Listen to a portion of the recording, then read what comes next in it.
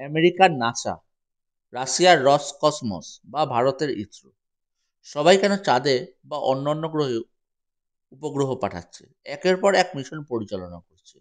এগুলোর মিশন কি শুধু নতুন উদ্ভাবনী আর মানব কুতূহলে মেটানোর জন্য? একটু ভাবুন তো। শুধু আবিষ্কারের নেশায় কি মিলিয়ন মিলিয়ন ডলার তারা খরচ করে যাচ্ছে দেদারসে? এর উত্তর হচ্ছে না। পুঁজিবাদী রাষ্ট্রগুলো বিনা লাভে একের পর এক মিশন পরিচালনা করছে না। এসব অভিযানের পেছনে যেমন আছে রাজনৈতিকভাবে লাভবান হওয়ার অভিপ্রায়, ঠিক তেমনিই রয়েছে অর্থনৈতিক উদ্দেশ্য। হয়তো নগদ অর্থ উপার্জন হচ্ছে না, কিন্তু তারা যে পরিকল্পনা নিয়ে এগোচ্ছে তাতে একটা সময় হয়তো বা তাদের বিনিয়োগের কয়েক গুণ বেশি অর্থ উপার্জন করতে তারা সমর্থ হবে। শুধুমাত্র চাঁদের পেছনে বিনিয়োগের বাণিজ্যিক কারণগুলোর মধ্যে সব থেকে আলোচিত কারণ হচ্ছে হিলিয়াম-3 নামক একটি পদার্থের উপস্থিতি। এই উৎপাদনটিকে ধরা হচ্ছে ভবিষ্যতের পৃথিবীর জ্বালানির যোগানদাতা। জ্বালানির গুরুত্ব বিশ্ব অর্থনীতিতে, রাজনীতিতে কতটা তা বোধহয় প্রত্যেক সচেতন মানুষই জানেন।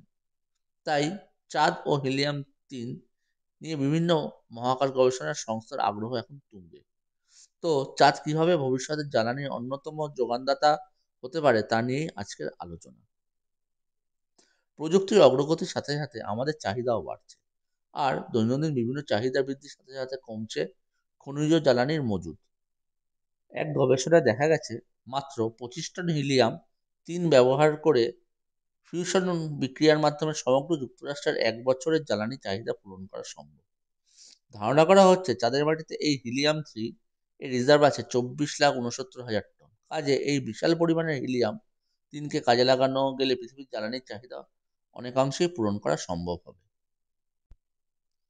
কিন্তু বিলিয়ন ডলার খরচ করে এই বস্তু পৃথিবীতে নিয়ে এসে শক্তি উৎপাদন করা কি লাভজনক হবে?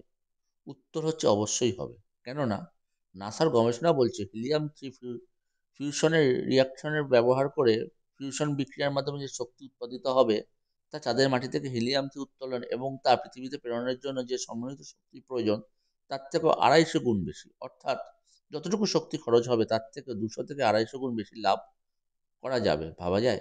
কিন্তু আমাদের কাছে এই প্রযুক্তি আছে যার মাধ্যমে আমরা এই বিশাল সম্পদকে পৃথিবীতে নিয়ে আসতে পারবো, মানুষের কাজে লাগাতে পারবো? উত্তর হচ্ছে নেই। কিন্তু বিজ্ঞানীরা বসেও নেই।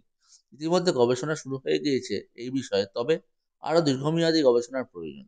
আর সেটা হয়তো করতে হবে চাঁদে বসেই। ইতিমধ্যে আমেরিকার নাসা চাঁদকে ঘিরে তাদের উচ্চাভিলাষী প্রকল্প মিশন আর্টামস এর ঘোষণা করে দিয়েছে, যার উদ্দেশ্য হচ্ছে চাঁদে আরো মানুষ পাঠানো, সেখানে হিউম্যান বেস স্থাপন করে চাঁদের বড় পরিসরে খনন শুরু করা এবং খনন করার পর প্রাপ্ত গুরুত্বপূর্ণ উপাদানগুলো পৃথিবীতে নিয়ে আসা।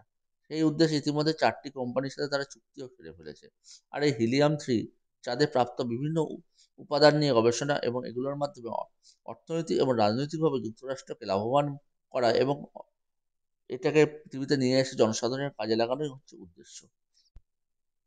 আর চীন তো এই বিষয়ে অনেকখানি এগিয়ে গেছে। চাঁদ থেকে আনা মাটি ও পাথরের স্যাম্পেল তারা 13টি প্রতিষ্ঠানকে ভাগ করে দিয়েছে। বিভিন্ন বিষয়াদি নিয়ে গবেষণার জন্য তাদের এই গবেষণার একটা বড় উদ্দেশ্যই হচ্ছে তাদের পৃষ্ঠ থেকে হিলিয়াম-3 এর উত্তোলনের সম্ভাবনা যাচাই করা। এটা তারা ঘোষণা করে দিয়েছে। ভারতের চন্দ্রযান-2 মিশনেরও একটা বড় উদ্দেশ্য ছিল হিলিয়াম-3 এর খোঁজ করা এবং এই নিয়ে গবেষণা করা। সবার শেষে আমরা একটু জেনে নিই এই হিলিয়াম-3 কতটা শক্তিশালী।